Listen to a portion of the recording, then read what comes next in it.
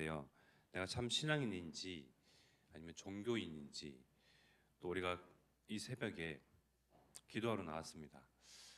기도하러 나온 이 중심이 정말 기복신앙, 무슨 복을 받기 위한 것인지 정말 하나님의 뜻을 구하고 그것을 이루는 그러한 기도가 우선시 되는 참 기도의 사람인 것인지 어떤 기도를 단을 쌓고 있는 것인지 우리 신앙의 그러한 점검도 필요하고요. 어떤 모습인지 궁금할 때가 있잖아요. 내가 자칫 종교 생활을 하는 것이 아닌가? 기복 신앙에 의해서 기도하는 것이 아닌가? 내가 잘 하고 있는 것이 맞나? 불안한 여러분들을 위해서 마음의 부담을 덜어드리기 위해서 한 말씀 전해드리겠습니다. 오늘부터 그저께부터죠.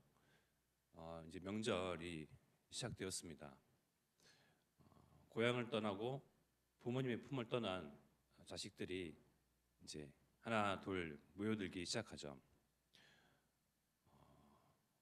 부모님의 눈에 보기에는 아이들이 크고 심지어 할아버지가 됐는데도 불구하고 엄마 아빠의 눈에는 할아버지가 된 자식이 여전히 아기처럼 보이죠. 어머니가 90세, 100세, 그 아들이 70세, 80세여도 아가야 길 조심해라 그렇게 말하지 않습니까? 부모의 눈에는 자식들이 그렇게 보이나 봅니다. 또 자식들은 어떻습니까?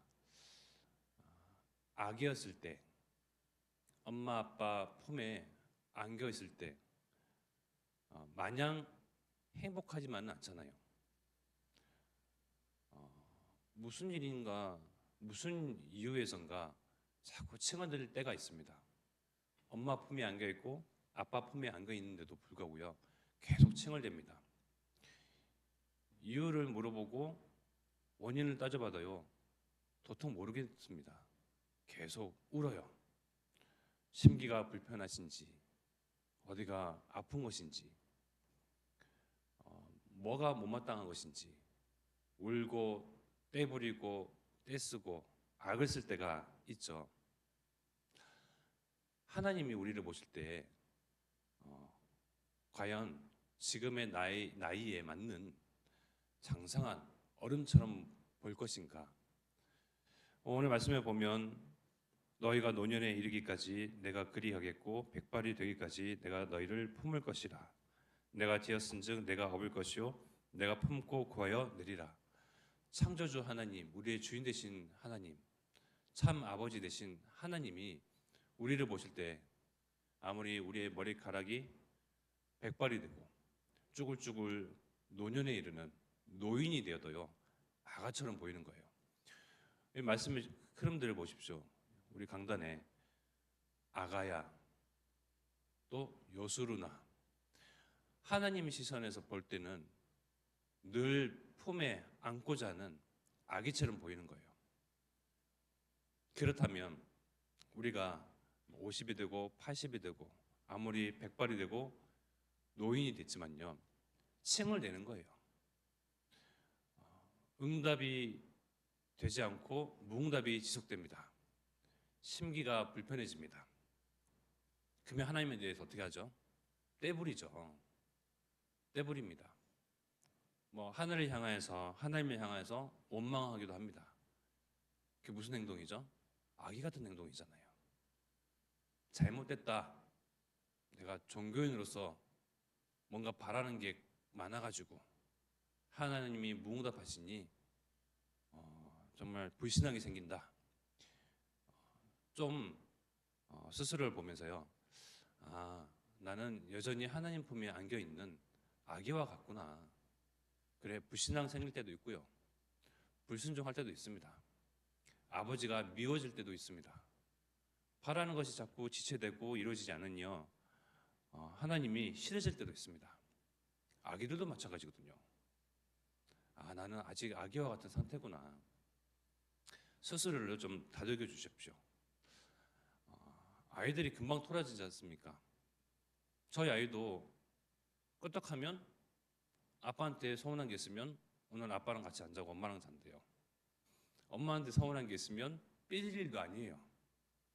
오늘 아빠랑 자야지. 아빠랑만 뭐 해야지. 자꾸 엄포를 놓습니다. 협박을 하는 것인지. 우리가 그랬거든요. 하나님에 대해서. 에이, 다시는 하나님 안 믿어야지. 이루어지는 게 없으니, 되어지는 것이 없으니, 늘 그 상태이고 머물러 있으니, 에이, 이제 기도 안 해야지. 아, 내가 토라져 있는 상태구나. 아기와 같은 상태구나. 그러나 하나님께서는 그런 우리를 보고 꾸짖지 아니하시고요. 또 말씀으로, 또 강단에서, 또 언약으로 하나님이 하나님 되심, 또 하나님이 아버지 되심, 주인 되시고 창조 되심을 알려주십니다. 나는 너희의 아빠와 같고 엄마와 같고 부모와 같아.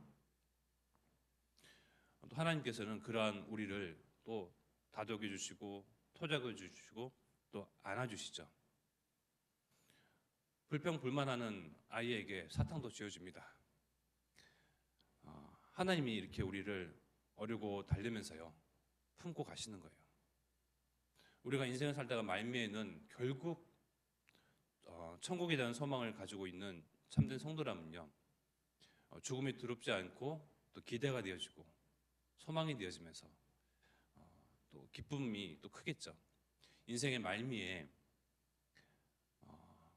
결국은 하나님 품 안에 살아왔던 것이 맞구나라고 그때서는 믿음의 고백하는 게 맞겠죠. 인생의 말미 아니겠습니까? 이제 진짜 당장 오늘 내일 합니다. 무엇으로 그렇게 억울해하고 눈물 짓고 슬퍼하고 또 웃고 무엇을 향해서 또 무엇 때문에 그렇게 후회하고 가슴을 쳤던가, 그 모든 것들이요 다 아무것도 아닌 일처럼 느껴집니다.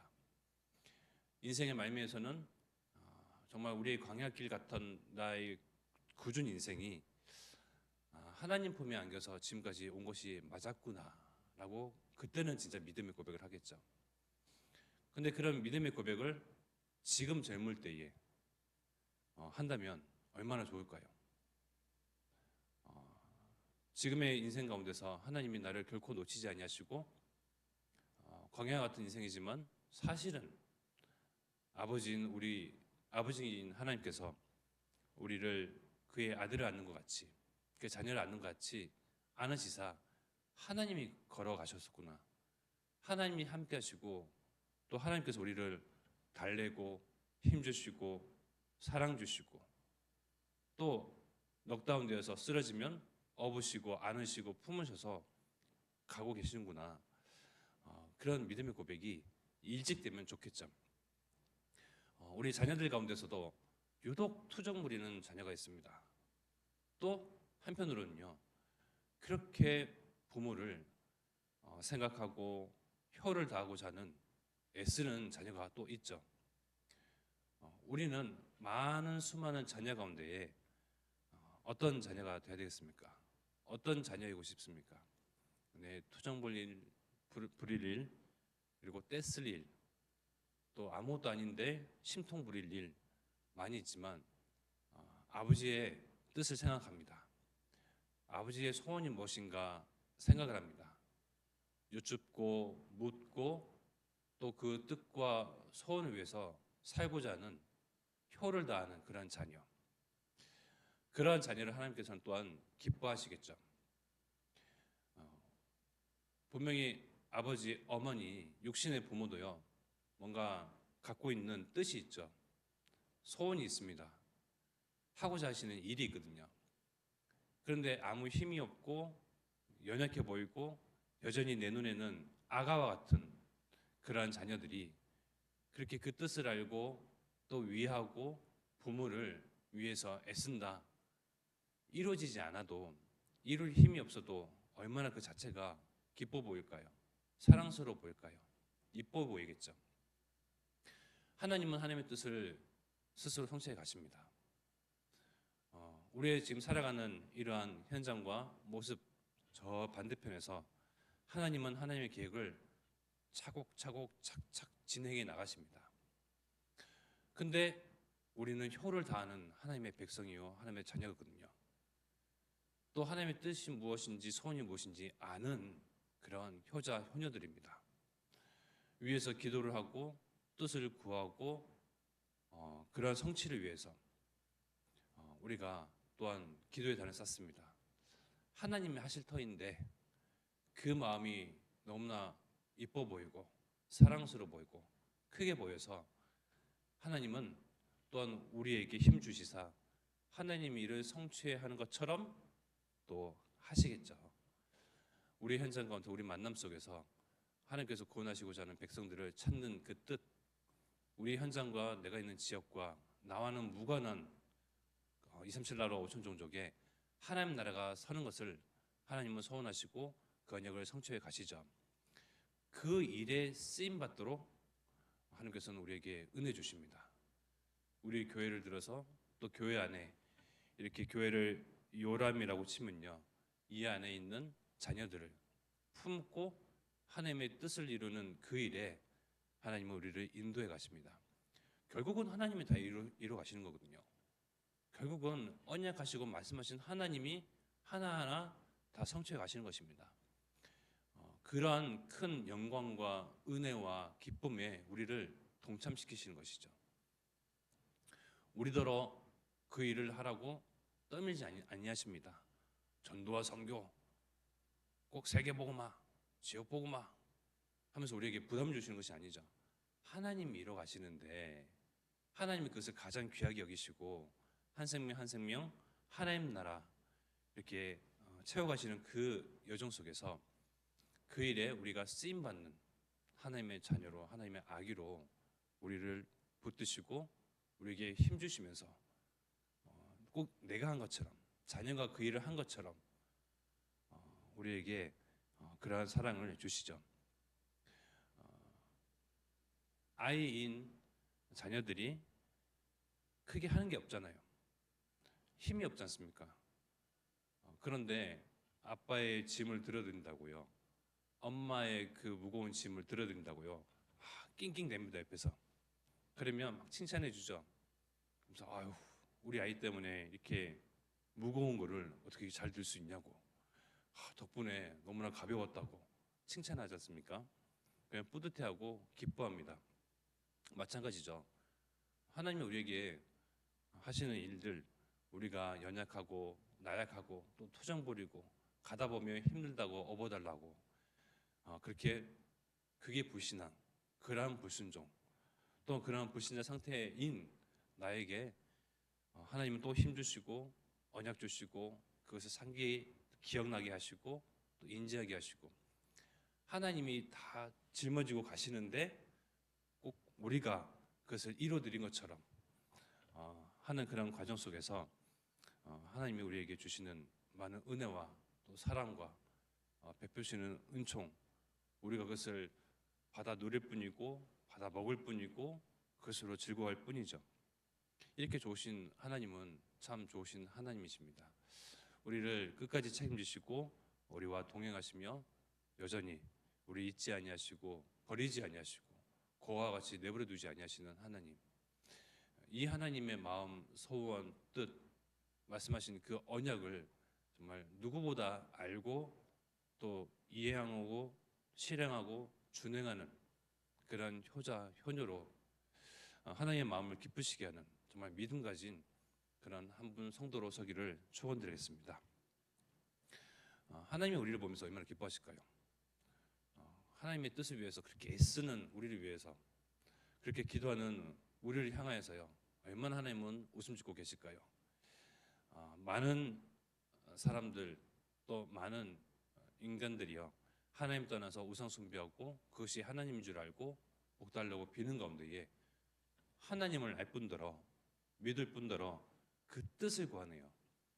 하나님은 모든 것을 부어주십니다. 우리 가정과 가문 또 우리의 많은 뒤를 이을 후손들 앞에 정말 축복의 복의 근원되는 그런 할머니, 할아버지 또 부모로 먼저 서기를 축원드리겠습니다. 이 시간 합심하여 기도하겠습니다. 나를 통하여서 정말 우리 자녀, 우리 현장의 사람들